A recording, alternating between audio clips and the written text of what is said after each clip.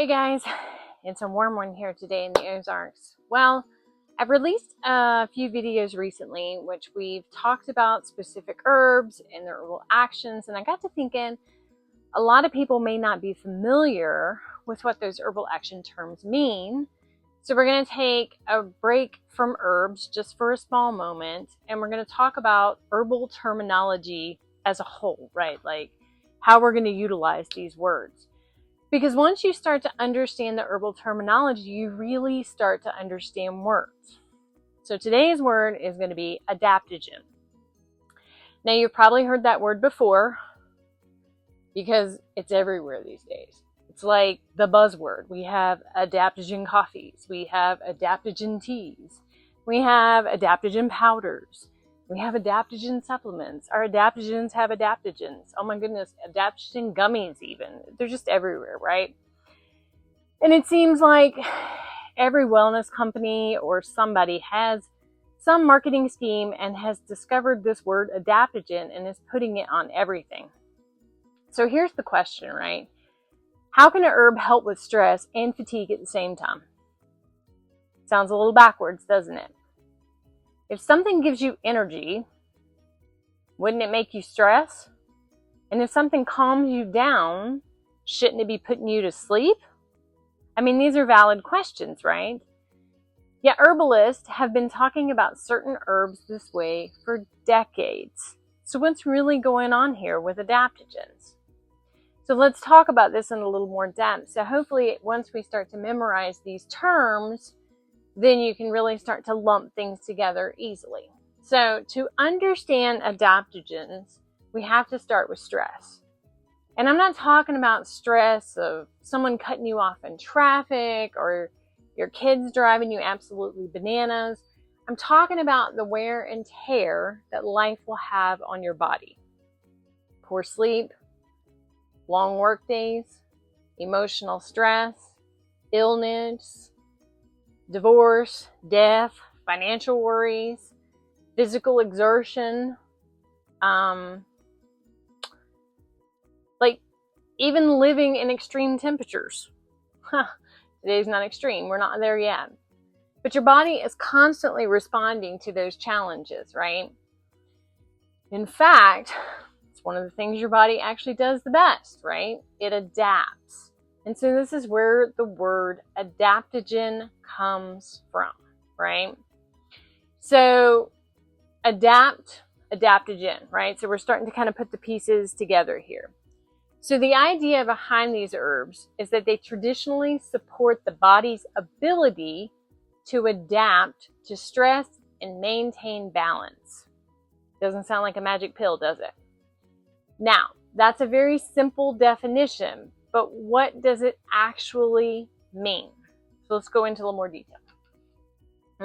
Hold on. The analogy that helps me understand it the best is to think about it like a thermostat, right? The adaptogen is a thermostat. And think about the thermostat in your house. When your house gets too hot, the thermostat works to cool things down. You've set it at this is the temperature I want, right? And the thermostat tells the AC unit to take it hot or cold, right? So that's what the adaptogen is doing. It's sitting there in your body and it's regulating whether you're supposed to be going hot or cold. And it adapts to the stress to help your body work through it. So its job is balance, right? Its job is not to cure you, heal you, or give you all this other stuff, right? So this is how herbalists think about adaptogens.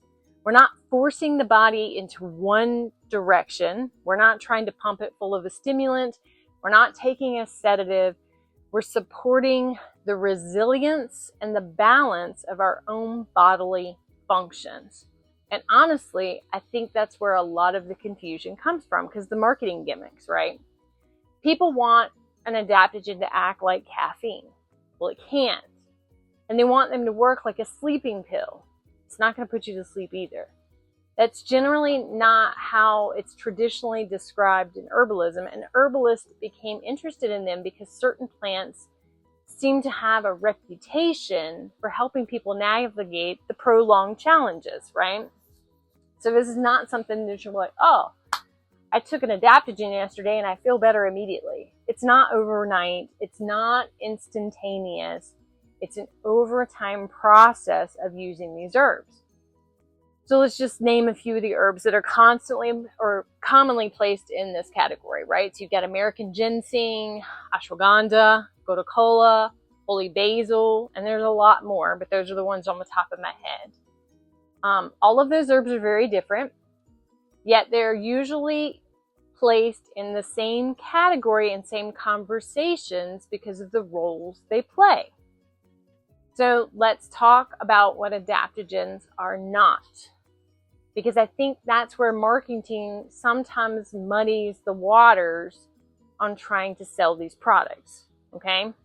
So adaptogens are not magic, even though they're marketed that way sometimes. They're not a substitute for sleep. They're not going to substitute for eating well. And they're not permission to run yourself into the ground.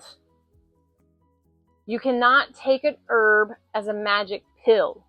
If you have a bad diet, an herb is not going to fix that. If you're not sleeping regularly, an herb is not going to fix that. You still have to sleep. You still have to work on your diet. The adaptogen helps the natural function of the body. It's a tool, and a helpful tool at that, but never a miracle worker. So don't get sucked into the gimmicks. I've been taking holy basil for 6 years and I don't feel better.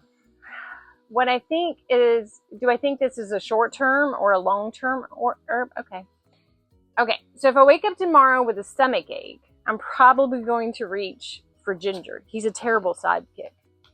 If I have congestion, I might think about any herb that supports the respiratory system, right?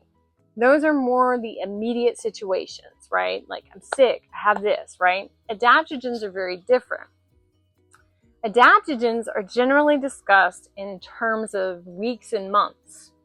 They're often viewed as the herbs that work with the body over time. So if I were putting adaptogens into a category, I would call them long-term herbs rather than acute herbs, right? You can take these for extended period of time. And understanding that distinction helps tremendously. Now again, it's about the time frame you're going to have to watch, right? So one reason I wanted to make this video is because herbalism has its own language, right? Learning this language is the route to helping you understand the herbs. We can talk about all the wonderful things that an herb can do, but if I'm losing you in the terminology, it's not helpful. When we're new to herbalism, those words can feel really overwhelming, and I still butcher some still to this day. But once you learn them, herbal books suddenly start to make more sense. You stop memorizing the plant and you start understanding why herbalists group the different plants into different areas. That's when herbalism becomes really interesting. Because when you first just start looking at the plants, you can't figure out why these are looped together, right? So if you only remember one thing from today's video, remember this. An adaptogen isn't traditionally viewed as an herb that forces the body in one direction. It's traditionally viewed as an herb that supports resilience, adaptation, and balance over time. And once you understand this, the whole concept will start to make a lot more sense about when we talk about this herb is an adaptogen. I never want to sit here and be like, yes, you need to take this herb and this tea is the best. No, I want to help with the basics for now, right? So you have a healthy foundation for when you start down your herbal path. As always, do your own research. I'm just here to help. Let me know in the comments, are you over this buzzword mentality for herbs with no real depth and concept of what anything means? Because I surely am. Love you guys. Until next time, stay rooted, stay curious, and keep growing in grace. Bye.